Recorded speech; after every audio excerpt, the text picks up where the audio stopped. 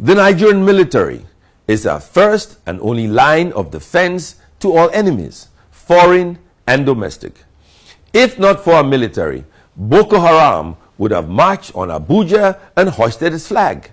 As a nation, we are not nearly as appreciative of our military as we should be. While you and I sleep in our beds at night, our military sleep in the Sambisa forest at the mercy of our enemies. While you and I attend parties, our men and women in the armed forces are dodging bullets of our enemies on our behalf. America is the most powerful nation in the world, and the chief reason is not just because they have the best weapons that money can buy. The United States is strong because they value their military and they make it a thing of pride and honor to serve or have served in the military. In the United States of America, serving and retired military personnel get special low-rate mortgages that are not available to others.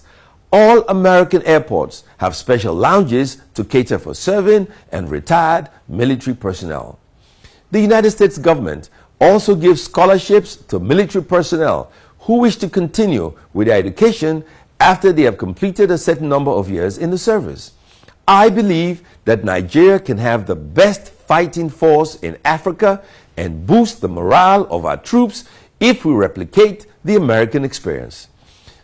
The federal government can and should instruct the Central Bank of Nigeria to pass policies guaranteeing that any serving and retired military personnel a mortgage loan rate that is by far lower than the market rate.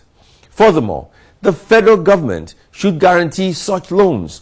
The Ministry of Aviation and all private airports should be mandated to build special lounges in all Nigerian airports to cater for serving and retired military personnel.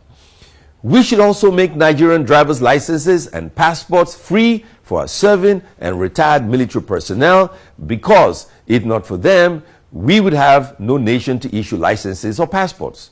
Finally, a policy that stipulates that the federal government should be responsible for any officer or soldier that dies in active combat and will be responsible for the education of his children up to university first degree level, subject to a maximum of 4 children.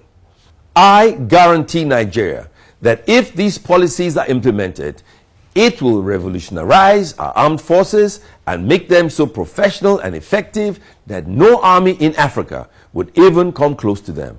My name is Ben Murray Bruce, and I just want to make common sense.